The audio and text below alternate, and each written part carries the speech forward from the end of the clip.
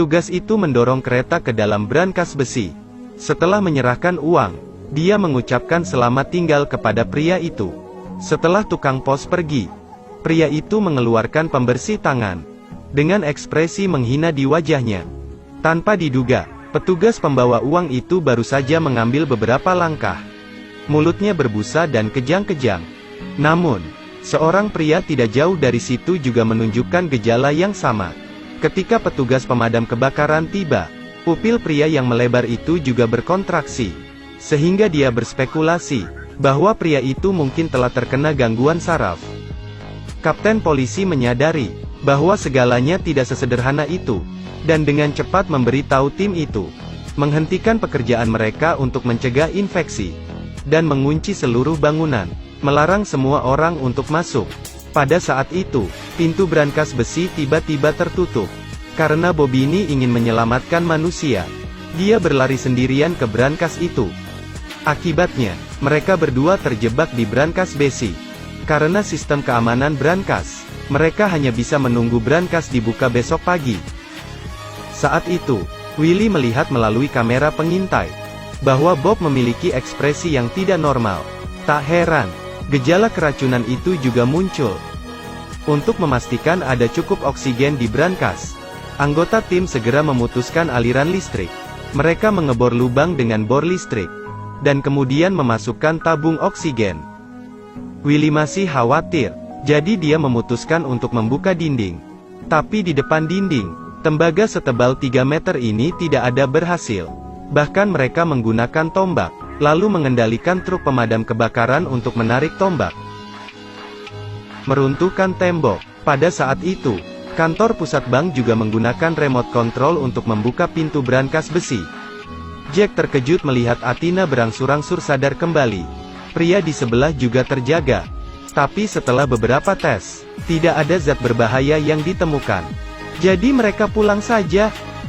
Ketika semua orang berpikir semuanya baik-baik saja, tiba-tiba, sebuah mobil polisi muncul di depan semua orang. Mereka kemudian mengeluarkan 2 tas dari truk pemadam kebakaran. Tas itu berisi $3 juta. Bisakah Anda percaya, ada $3 juta yang disembunyikan di truk ini? Karena mereka semua terlibat dalam menyelamatkan brankas bank, dan sejumlah besar uang yang hilang ini juga ditemukan di mobil pemadam kebakaran. Semua orang yang hadir curiga. Jadi Bob memutuskan untuk pergi ke bank untuk mencari petunjuk. Karena brankas rusak, staf bank menghitung uang secara manual, dan kemudian dia pindah ke tempat lain. Berkat itu, Bob mengingat semua adegan yang terjadi hari itu. Tetap tenang, jangan panik, Tuan. Pada saat itu dia menundukkan kepalanya. Dia tiba-tiba melihat larutan desinfektan dari mantan presiden bank itu.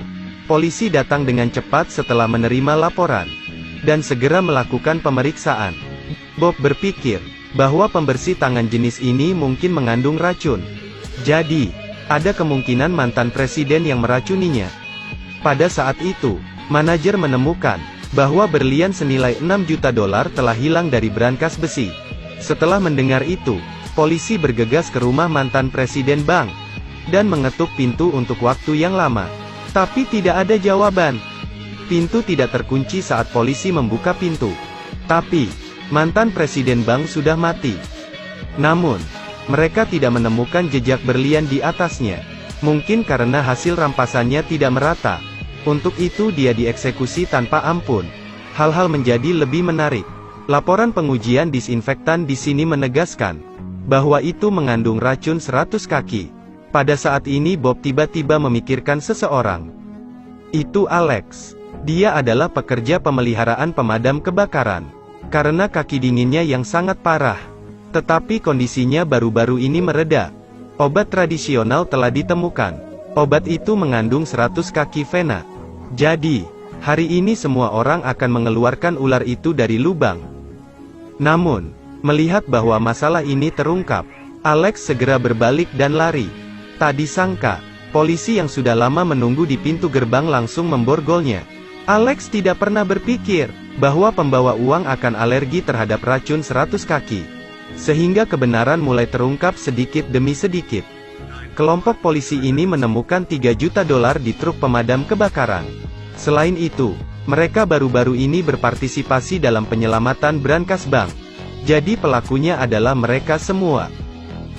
Namun setelah beberapa penelitian, mereka menemukan bahwa hantu di dalam adalah Alex. Ternyata, mantan presiden bank itu adalah kakak iparnya. Setelah mengetahui bahwa mantan presiden akan pensiun, mereka merencanakannya dengan sempurna. Mantan presiden yang bekerja sebagai penyamaran di bank membuat masalah di brankas. Sementara perhatian semua orang tertuju pada brankas besi, Alex mengambil keuntungan dari kekacauan itu. Dia menyamar sebagai karyawan untuk meminta sopir mengangkut uang darinya mobil untuk mendisinfeksi. Dalam diam dia naik ke truk uang.